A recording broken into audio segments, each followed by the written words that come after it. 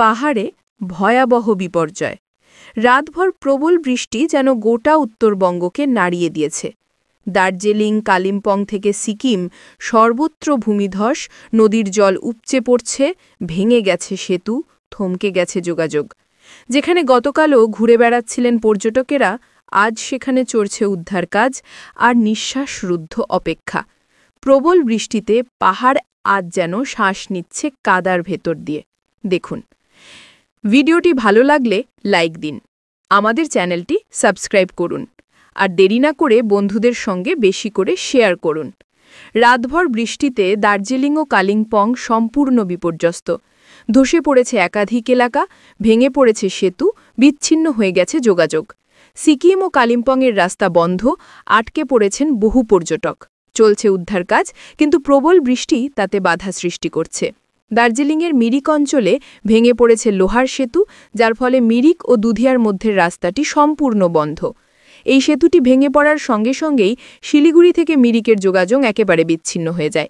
দার্জিলিং শহরের সঙ্গেও সংযোগ ছিন্ন হয়েছে। দিলরাম অঞ্চলে ধস নেমে প্রধান সড়ক অবরুদ্ধ হয়ে পড়েছে।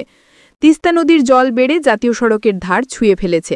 ফলে তিস্তা বাজারের কাছে ২১ মাইল ও ভালক্ষ অংশে ১০ নম্বর জাতীয় সড়কও বন্ধ। রাতভর বৃষ্টিতে পাহাড় আর সমতলের যোগাযোগ ব্যবস্থা একেবারে বিপর্যস্ত। প্রশাসনের পক্ষ থেকে জানানো হয়েছে, উদ্ধার কাজ চলছে যুদ্ধকালীন তৎপরতায়। মিরিকে এখনও পর্যন্ত একাধিক দেহ উদ্ধার করা হয়েছে বলে প্রশাসন নিশ্চিত করেছে। তবে প্রশাসনের ধারণা, বিপর্যয়ের মাত্রা আরও বাড়তে পারে এবং ক্ষয়ক্ষতির সংখ্যা বাড়ার আশঙ্কা রয়েছে। রাস্তাঘাট বন্ধ, অনেক এলাকা বিদ্যুৎহীন, যোগাযোগ ব্যবস্থা ভেঙে পড়েছে সম্পূর্ণভাবে। কালিম্পংয়েও একই চিত্র। শনিবার থেকে টানা বৃষ্টির জেরে একাধিক জায়গায় ভূমিধস। কালিম্পং জেলার পুলিশ সুপার জানিয়েছেন, জেলা জুড়ে বৃষ্টি কিছুটা কমলেও অনেক জায়গায় রাস্তা এখনও বন্ধ। NH-10 পুরোপুরি ক্ষতিগ্রস্ত, ফলে সিকিমের সঙ্গে যোগাযোগ বিচ্ছিন্ন। এমনকি বিকল্প হাইওয়ে NH-717A-ও রেশি সীমান্তের কাছে ধসে বন্ধ হয়ে গেছে, যার ফলে সিকিমগামী সমস্ত যানবাহন বন্ধ করে দেওয়া হয়েছে। তবে স্থানীয় প্রশাসন জানিয়েছে, আপাতত পরিস্থিতি নিয়ন্ত্রণে আনার চেষ্টা চলছে।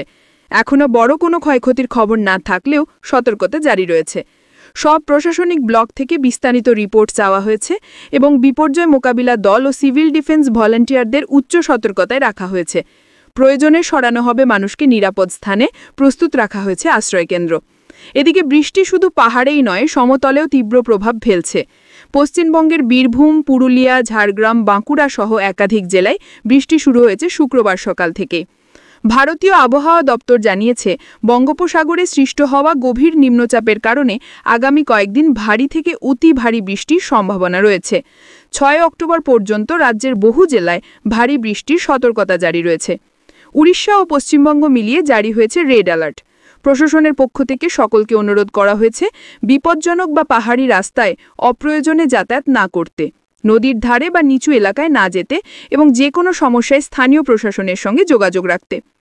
পাহাড়ের মানুষের জন্য এখন সবচেয়ে বড় চ্যালেঞ্জ বৃষ্টি থামা, রাস্তাঘাট পরিষ্কার হওয়া আর পুনরায় যোগাযোগ স্থাপন।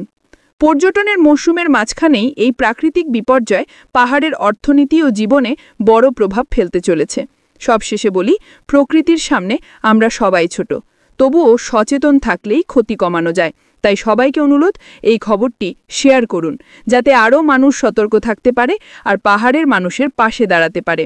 ভিডিওটি ভালো লাগলে লাইক দিন, আমাদের চ্যানেলটি সাবস্ক্রাইব করুন আর খবরটি শেয়ার করুন বন্ধু ও পরিবারের সঙ্গে। ধন্যবাদ।